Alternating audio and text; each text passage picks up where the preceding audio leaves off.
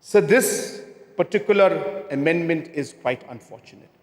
And I must say it goes completely against the principle that was just mentioned in this discussion that we are having today. And I quote again, community should be taken into consideration, sir. Whereas in the Khasi District Council, this particular act today is being amended to remove the Rangbashnongs, remove the ride as well as the hima from this entire procedure of participation, sir. So where is the fairness? Where is the fairness? And sir, when we talk about ensuring that there must be a system of transparency, there must be a procedure in which all the different aspects are involved.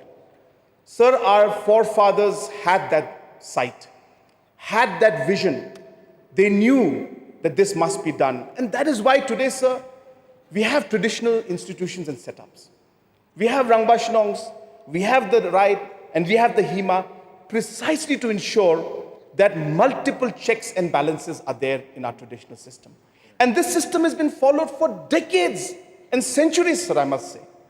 And therefore, I urge, sir, that maybe this particular demand that is there, I would like to put this demand back to VPP.